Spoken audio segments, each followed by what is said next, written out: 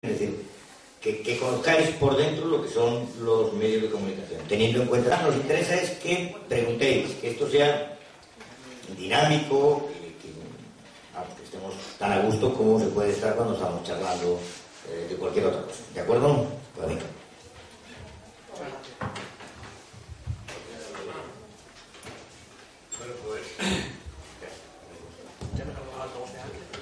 Empiezo yo y yo voy a cumplir la premisa de la que os ha hablado Abel y voy a procurar enrollarme lo menos posible.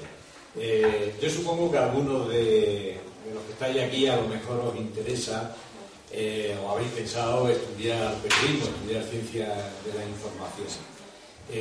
A mí en algunas otras ocasiones que me ha tocado hablar con alumnos, con compañeros vuestros de otras promociones, siempre cuando llega a este trance, siempre digo que tengo dos noticias buenas y dos malas respecto a los estudios de ciencias de la información. ¿Por cuál empiezo? ¿Por las buenas o por las malas? Bueno, pues las malas es que, como sabéis, hay mucho paro y son con las primeras promociones que salieron en ciencia de la información, que las primeras que fueron la Universidad Complutense, pues también estaba en la Universidad de Navarra, que esa eran privadas. Prácticamente cuando iban 4 o 5 promociones en esas facultades, ya había titulados suficientes para haber cubierto prácticamente todos los puestos de trabajo de la Unión Europea.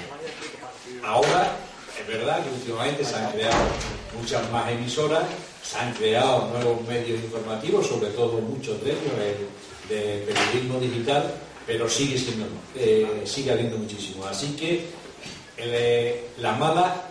esa mala es que hay mucho paro. Y la otra mala es que se trabajan bastantes horas. Cuando yo era joven, hace ya más tiempo del que soy capaz de acordarme, el periodista de referencia entonces era un señor que se llamaba de la Cuadra Salcedo, que le veían que era una especie de aventurero que hacía reportajes y entonces pues todos los periodistas pensaban, tenían una imagen casi peliculera de lo que era el periodista y decía, bueno, yo voy a ser como de la Cuadra Salcedo y voy a estar por ahí viajando haciendo reportajes intrépidos y tal. Bueno, la realidad, después cuando te pones a trabajar en un medio informativo, en este caso en un periódico, te demuestra que es una profesión que exige muchísimas horas, aunque los convenios laborales te dicen que son jornadas de 6 horas y tal, pero se exigen muchísimas horas y los últimos que se están incorporando más todavía, lo siento, esas son las malas, y hay dos buenas, no todo es malo. Es una carrera relativamente fácil, la mayoría de las materias tratan de especializar al periodista en conocimientos muy generales de derecho, de sociología, de historia, de política, de idioma, por supuesto, y después la que yo me parece que es mejor de todas es que es una carrera muy bonita, es una carrera verdaderamente, es un trabajo apasionante y todos los días haces lo mismo, pero todos los días es distinto. Jamás te vas a encontrar un día en el que vayas a hacer algo. Que esta profesión más os vale llegar con bastante buena vocación y tenerlo muy, muy claro. O sea, no intentéis meteros en una carrera que, como dice Juan Domingo, no es excesivamente difícil, ni es muy técnica, ni hay que saber muchas matemáticas, ni tampoco hay que saber mucha literatura.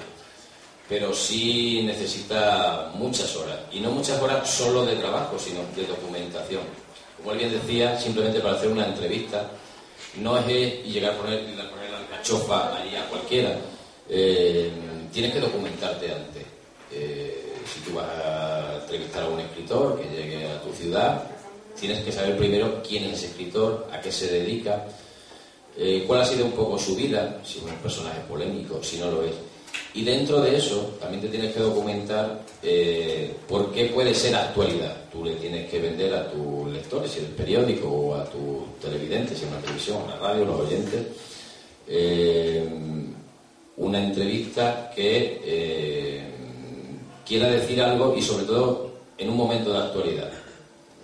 No sé si, bueno, podemos poner cualquier ejemplo, pero por ejemplo, imaginaros, ahora hemos sacado el tema de Delibes, pues imaginaros que llega un escritor que ha hecho obras basadas, por ejemplo, en el texto de Miguel Delibes, o que ha sido un seguidor suyo, que ha intentado imitarlo, o sea, tienen que saber un poco por qué lo ha hecho, por qué no lo ha hecho, si era conveniente, si lo que quería era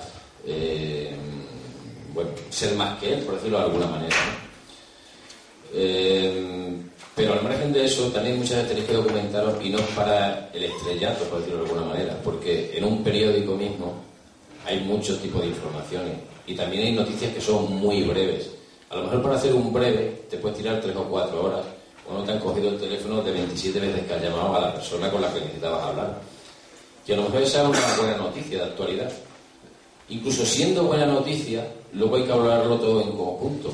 Como por ejemplo el caso de un periódico. Un periódico puede tener pues 56 páginas, 64. Pero lo que manda es la actualidad. Y a lo mejor en un momento dado ocurre un accidente, hay una noticia de última hora que sobrepasa todas esas. Con lo cual, el trabajo que habéis hecho muchas veces puede llegar a ser frustrante. Es decir, me he tirado todo un día trabajando para que al final hacer 20 líneas. Bueno, es complicado, pero me imagino que vosotros cuando cogéis un periódico es una televisión y sabéis que en esta profesión no hay horario.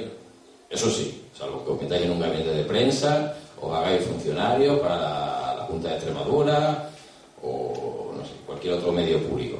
Pero como tengáis que estar en uno privado, pensad que vais a estar muchas horas. Entonces prefiero que vayáis con vocación. ¿Revistas informativas, periódicos informativos o revistas de corazón y cosas así? Un balance así de corazón.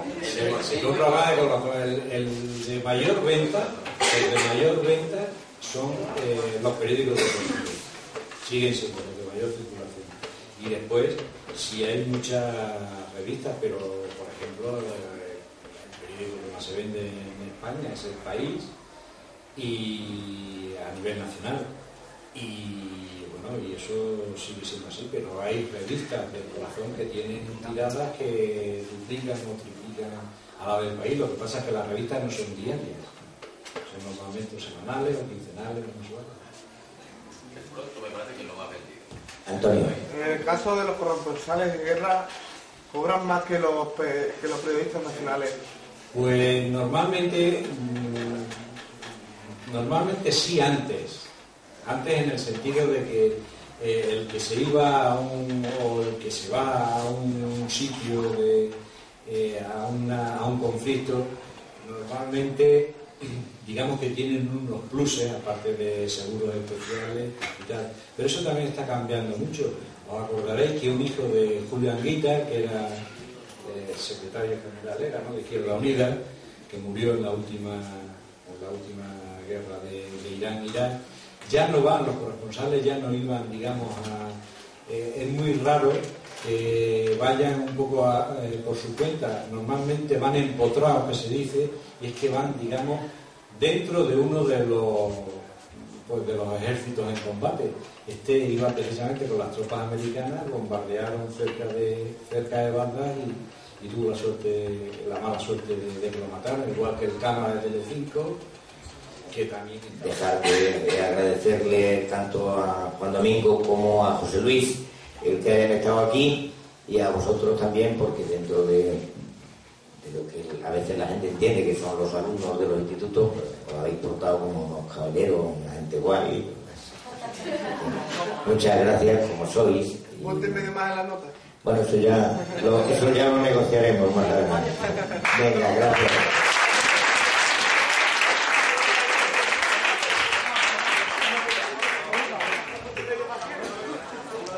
¡Vámonos a Cacique!